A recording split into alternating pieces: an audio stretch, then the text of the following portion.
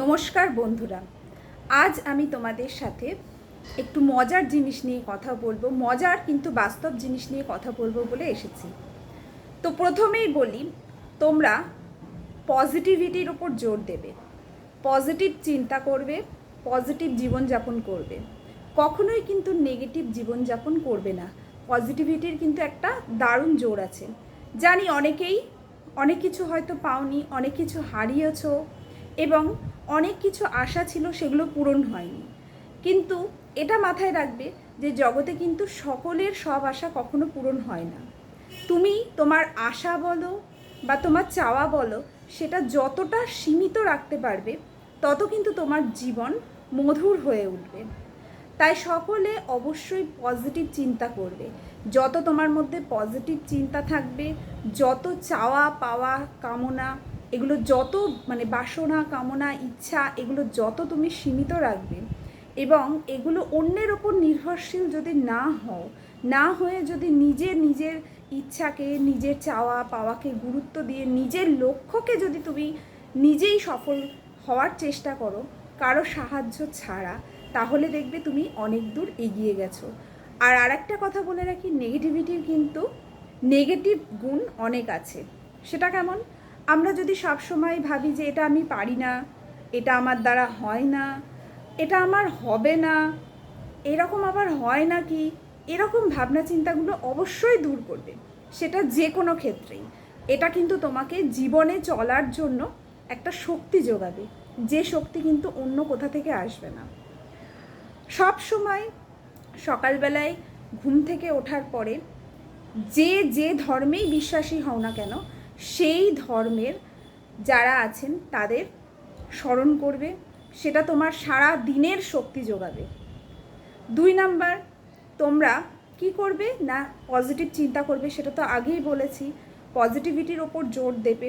আজকে হয়নি, তা কি হয়েছে, কালকে হবে, এরকম একটা ভাববে যে ঠিক আছে, তুমি তোমার সর্বশক্তি দিয়ে চেষ্টা করবে, বাকিটা তার উপরে ছেড়ে দেবে। সব রকমভাবে চেষ্টা করবে। হলো, দিনের শেষে এটা যেন তুমি বলতে পারো যে আমি চেষ্টাটা করেছি, আমি পারি বা না পারি, আমি কিন্তু হাল ছেড়ে চলে যাইনি। এটা কিন্তু তোমার একটা পজিটিভ দিক হয়ে থাকবে। তুমি নিজেকে নিজে একটা শক্তি পাবে।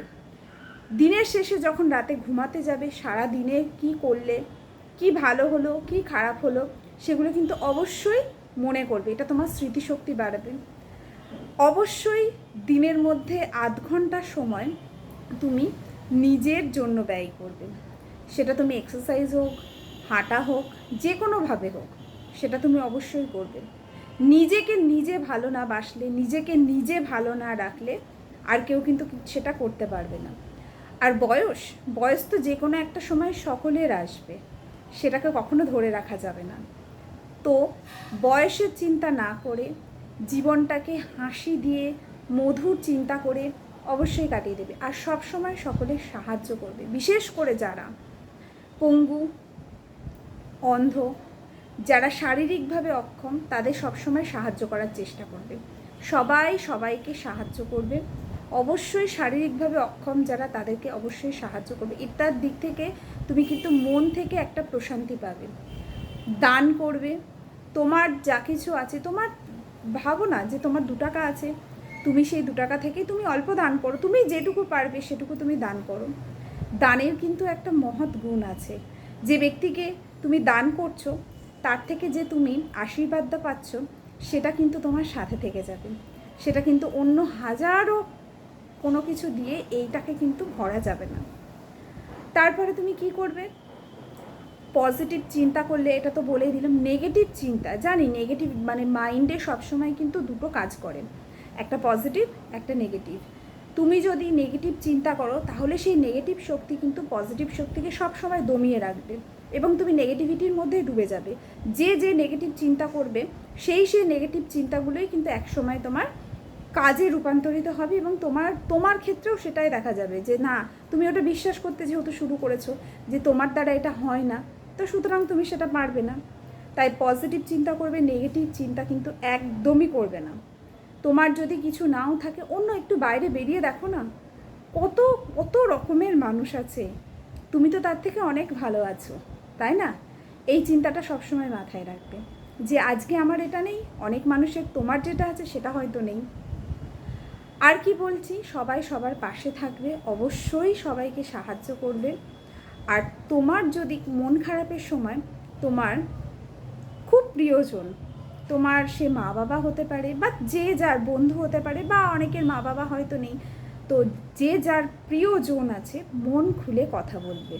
তাহলে দেখবে একটু ঘুরতে যাবে, একটু ভালো যে যেটা খেতে পছন্দ করো সেটা করবে, একটু শপিং করতে যাবে, সব সময় দেখবে মনটা ভালো থাকবে। গান শুনবে, গান কিন্তু আমাদের একটা কি বলবো প্রশান্তির জায়গা। গান অনেকে করতে পারে না, যেমন আমি নিজেও করতে পারি না, কিন্তু গান আমি সবসময় শুনি। যদি কেউ নাচ পছন্দ করো নাচ করবে, কেউ আবৃত্তি পছন্দ করো সেটা করবে, নিজের জন্য নিজে একটু সময় দেবে। তো আজকে এটুকুই আলোচনা। তোমাদের যদি সবার ভালো লাগে তাহলে অবশ্যই এরকম অনেক ভিডিও কিন্তু আমি আগামীতে আনতে চলেছি। ধন্যবাদ সবাইকে।